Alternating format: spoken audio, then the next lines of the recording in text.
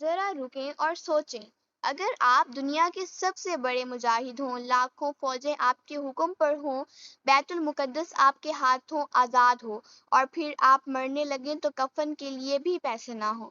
جی ہاں، یہ کسی غریب کی کہانی نہیں، یہ ہے سلطان صلاح الدین ایوبی کی آخری رات۔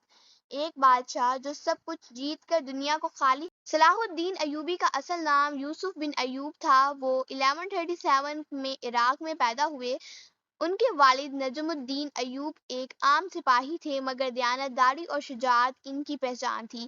بچپن ہی سے صلاح نور الدین کے دربار سے تربیت لینے کے بعد صلاح الدین کو جہاں جلد ہی وہ فاطمی خلافت کے چند ہی سالوں میں وہ مصر اور شام کے حکمران بن چکے تھے۔ ان کی سب سے عظیم فتح 1187 میں بیت المقدس کی بازیابی تھی۔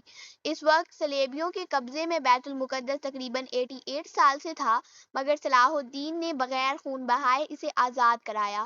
یہ ان کی تدبیر، درگزر اور اخلاق کا عکاس تھا۔ اگرچہ وہ ایک عظیم بادشاہ بن چکے تھے، مگر سادگی ان کی زندگی کا شعار تھا۔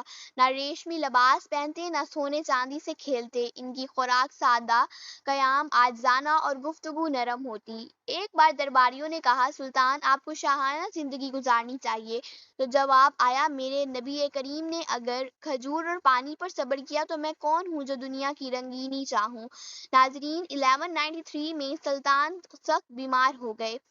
طبیبوں نے علاج کیا، مگر حالت دن بدن بگڑتی گئی۔ وہ جانتے تھے کہ موت قریب ہے، مگر دل پر پرسکون تھا۔ زبان پر اللہ کا ذکر، دل میں امت کا غم تھا۔ ان کے بیٹے دوست جنرل پاس بیٹھے تھے۔ ایک نے پوچھا، ابا حضور آپ نے اتنی فتوحات کی، سلطنتیں بنائیں، کیا کچھ جمع کیا؟ سلطان مسکرائے اور کمزور آواز میں کہا، صرف 1 دینار، اور وہ بھی غریبوں کے لیے رکھا چھوڑ دیا۔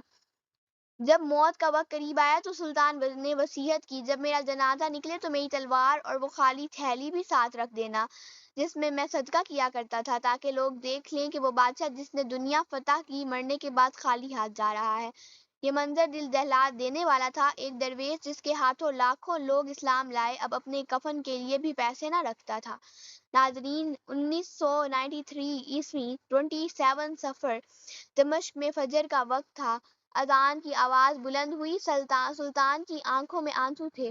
انہوں نے آسمان کی طرف دیکھا، کچھ پڑھا اور خاموش ہو گئے۔ روح پرواز کر گئی۔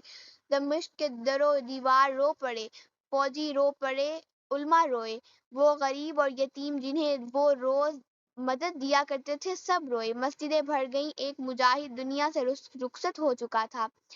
سلطان کی وصیت کے مطابق ان کا جنازہ نکالا گیا، ہاتھ میں ایک جھنڈا، ایک تلوار اور ایک خالی تھیلی۔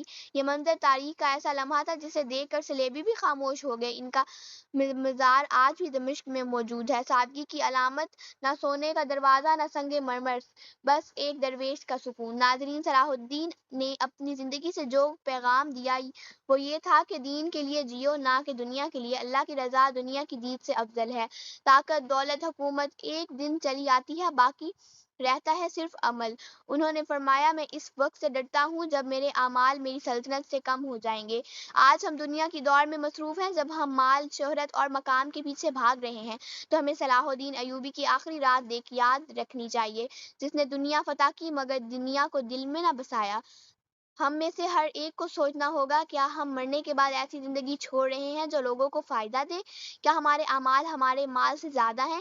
کیا ہم خالی ہاتھ جانے کے لیے تیار ہیں؟ صلاح الدین ایوبی کی کہانی صرف تاریخ نہیں، یہ ایک آئینہ ہے، ایک چراغ جو ہمیں بتاتا ہے کہ اصل بادشاہ وہ ہے جو قبر میں کام آئے، وہ جو سب کچھ چھوڑ کر اصل میں سب کچھ پا گیا۔ تو ناظرین، آج کی ویڈیو آپ کو کیسی لگی؟ کمنٹ سیکشن میں اپنی رائے ضرور دیجیے گا۔ ویڈیو کو لائک کریں اور چینل کو سبسکرائب کرنا نہ بھولیے گا۔ ملتے ہیں اگلی ایک خوبصورت ویڈیو کے ساتھ، اجازت دیجیے۔